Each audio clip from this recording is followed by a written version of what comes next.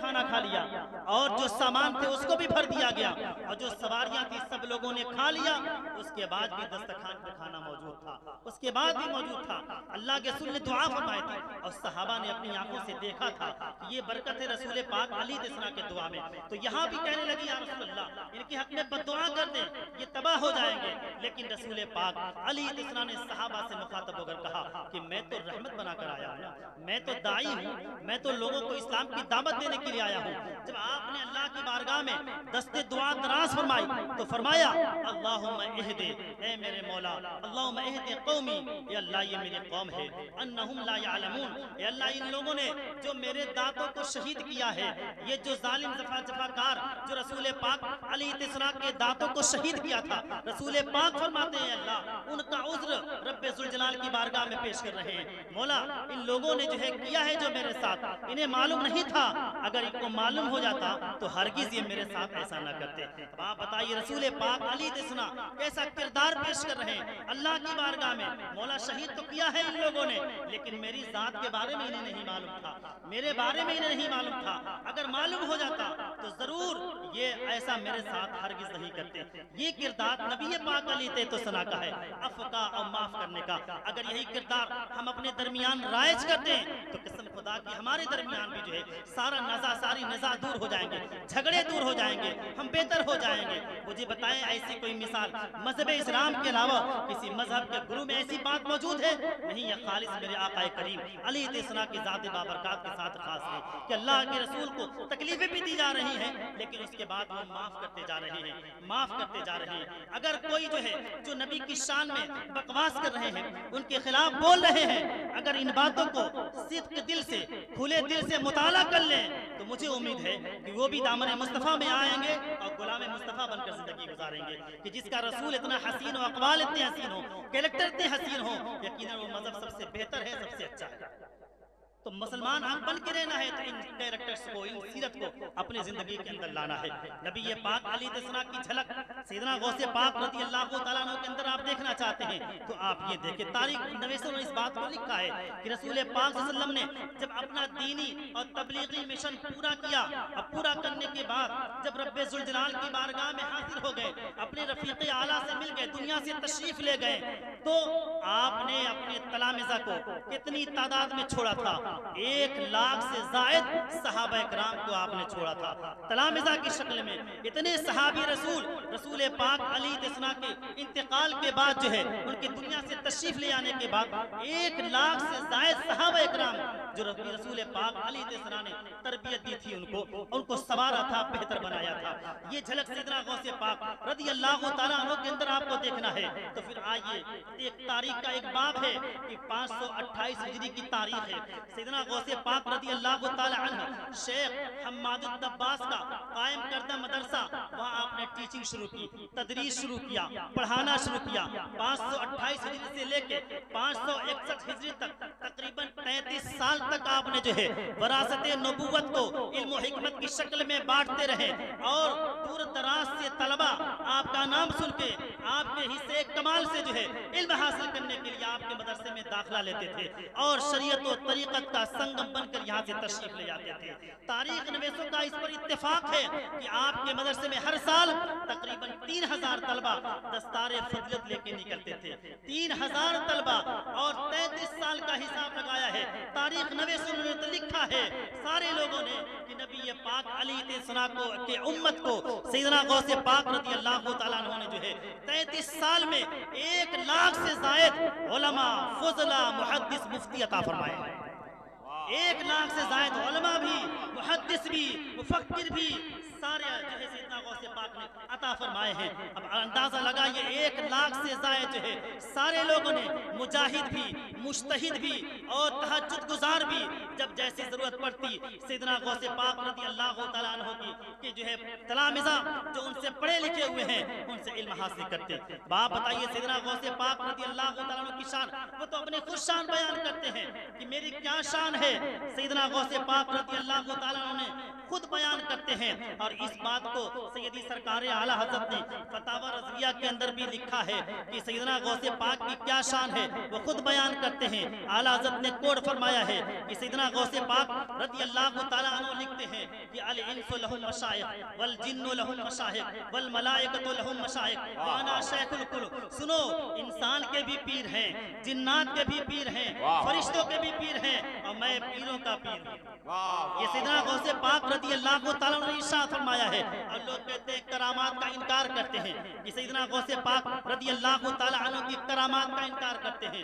میں کہتا ہوں پوری دنیا میں نبی پاک علی السلام کے ذات بابرکات پر جتنی کتابیں لکھی گئی ہیں اتنی کسی پر نہیں لکھی گئی ہیں، لیکن نبی پاک صلی اللہ علیہ وسلم کے بعد سب سے زیادہ جن کی کتابیں جن پر لکھی گئی ہیں وہ حضور سیدنا شیخ عبد القادر جیلانی رضی اللہ تعالیٰ عنہ کی ذات بابرکات ہے کہ آپ پر جو ہے سب سے زیادہ کتابیں لکھی گئی ہیں نبی پاک علی السلام کے بعد. اور سیدی سرکار اعلیٰ حضرت رضی اللہ تعالیٰ عنہ نے جو ہے کتنے 5 سندوں کے ساتھ اس بات کو بیان فرمایا ہے.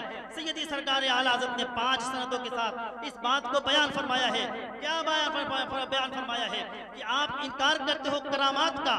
آپ کہتے ہو کہ کرامتیں کیسے ہو سکتی ہیں. آپ دیکھ رہے ہیں کہ علامہ مولانا سید زکریا صاحب قبلہ شفیع ابھی آپ ان کا پرمغز خطاب میرے بعد سماعت کریں گے. تو سیدی سرکار اعلیٰ حضرت نے جو ہے 5 سندوں کے ساتھ اس کرامت کو بیان کیا ہے کہ لوگ کہتے ہیں غوث پاک مرغی جلاتے ہیں، لوگ کہتے ہیں مردے جلاتے ہیں. یہ جھوٹی خبریں نہیں ہیں. اگر تم ان علماء و محدثین کو جھوٹی کہو گے، جھوٹا کہو گے، تو تمہاری زبان پہ جو بات بھی جاری ہوگی ہم سب جھوٹا کہہ دیں گے. اس لیے کہ وہ بات تو انہی علماء کے ذریعے سے ہم تک پہنچی ہے، انہی لوگوں کی باتیں ہم تک پہنچی ہیں. 5 سندوں کے حوالے سے سیدی سرکار اعلیٰ حضرت نے فتاوی رضویہ کے اندر اس بات کو کوڈ کیا ہے. سید عمر کمیمانی ہیں، حضرت سید عمر زار ہیں، حضرت سید ابو مسعود ہیں، حضرت سید ابو معالی رضی اللہ تعالیٰ عنہم اجمعین ہیں. یہ ذات ہیں. ان 5 سندوں کے ساتھ اس کا ذکر فرمایا ہے کہ ایک عورت قالو جاءت امرۃ ببلدها، ایک عورت جو ہے اپنے لڑکے کے ساتھ سیدنا غوث پاک رضی اللہ تعالیٰ عنہ کی بارگاہ میں حاضر ہوتی ہے اور کہتی حضور میں نے پڑھا لیا ہے، میں نے جو تربیت دینا تھا میں نے دے دیا ہے، اب آپ کی بارگاہ میں اس کو دے رہی ہوں تربیت کے لیے کہ آپ اسے مرتب کر دیں، آپ اسے ترتیب دے دیں، بہتر ہو جائے، اچھا ہو جائے. وہ یہ کہہ کے چلی گئی. لیکن اصول ہوتا ہے کہ والدین اپنے بیٹے سے ملنے آتے ہیں.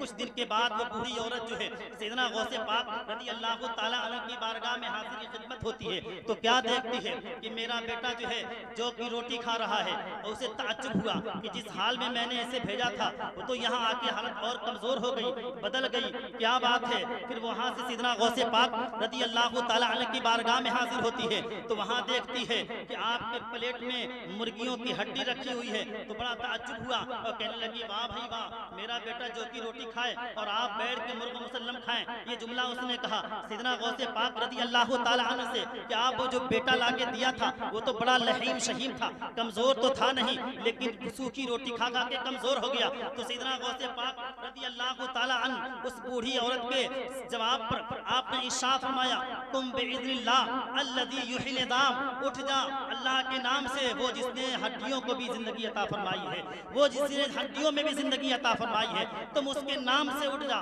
یہ جملہ سیدنا غوث پاک رضی اللہ تعالیٰ عنہ نے بولا، فوری طور پہ جو ہے وہ اٹھ کے چلنے لگتی ہے اور ارشاد فرماتے ہیں اے بوڑھی سن، جس دن تمہارا بیٹا بھی ایسا ہو جائے گا، اس لائق ہو جائے گا، وہ جو چاہے گا کھائے گا. پہلے اس کو تو اس لائق تو بنا لے، ایسا بنا لے، جب ایسا بن جائے گا تو اپنے حساب سے وہ کھائے گا. سیدنا غوث پاک رضی اللہ عنہ کی بہت ساری کرامتیں ہیں، اس کا انکار نہیں کیا جا سکتا ہے. جو انکار کرتے ہیں ان کا انکار کیا جا سکتا ہے. اس لیے کتنے علماء ہزاروں کی شکل میں ہیں، ان کا انکار کیسے کوئی کر سکتا ہے. ہاں تم کہہ رہے ہو، تم تنہا ہو، تمہارا انکار کیا جا سکتا ہے.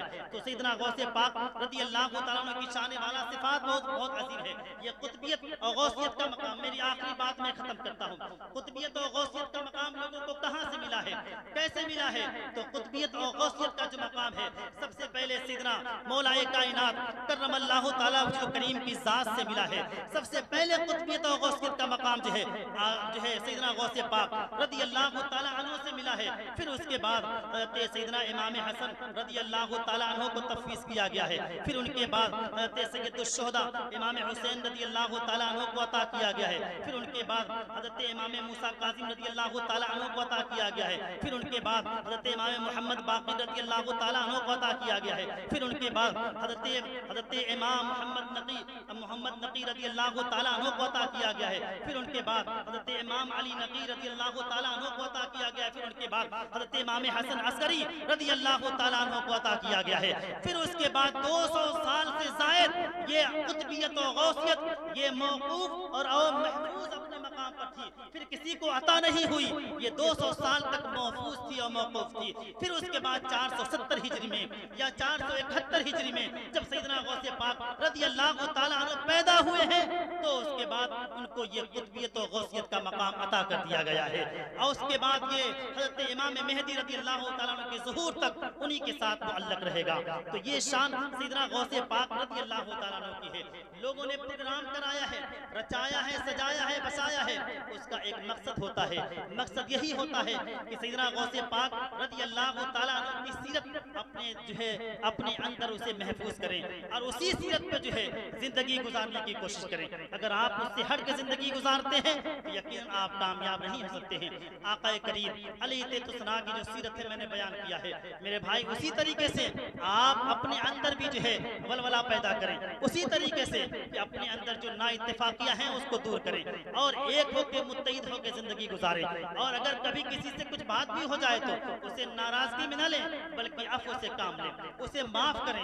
آقا کریم علیہ السلام کا یہی وتیرہ تھا کہ دشمن وار کرتا لیکن آپ اسے معاف کرتے جاتے۔ تو نبی پاک صلی اللہ علیہ وسلم کے ہم امتی ہیں، انہی کے کردار کو اپنے سینے کے اندر محفوظ کرنا ہے۔ میرے بھائی اپنے گھروں کا معاشرہ، اپنے گھر کا طور طریقہ بہتر بنائیں، اسے نبوی طریقہ بنائیں اور اپنے گھر کے اندر اپنے بچوں کو تعلیم دیں۔ تعلیم اگر انہیں دیں گے تب تو آپ کا معاشرہ بہتر رہے گا، لیکن اگر آپ نے تعلیم نہیں دی تو آپ کا معاشرہ اچھا نہیں ہوگا۔ تعلیم معاشرے کو بہتر بنانے کے لیے، مضبوط ہونے کے لیے دو چیزیں ضروری ہیں، ایک تعلیم اور ایک تجارت۔ اگر تعلیم اور تجارت سے آپ حضرات محفوظ ہو گئے، مضبوط ہو گئے تو پوری قوم، پوری دنیا کی قوم ہمارا مقابلہ نہیں کر سکتی ہے، اور پھر ہمارے لیے تبلیغ بھی آسان ہو جائے گی کہ اگر ہم تجارت سے مضبوط ہو جائیں اور تعلیم سے مضبوط ہو جائیں، اگر ہو گئے مضبوط تو ہم بہتر ہو جائیں گے۔ ہم یہ بار بار کہتے ہیں کہ برکاتی نعرہ ہے جسے اپنے سینوں کے اندر محفوظ کیجئے اور اس پر عمل کیجئے، وہ یہ ہے کہ آدھی روٹی کھائیے، بچوں کو پڑھائیے،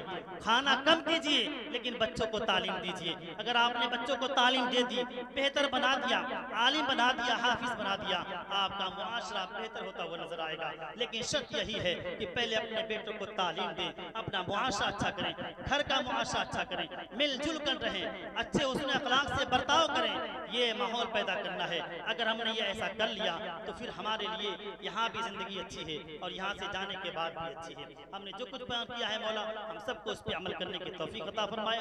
السلام علیکم ورحمۃ اللہ وبرکاتہ۔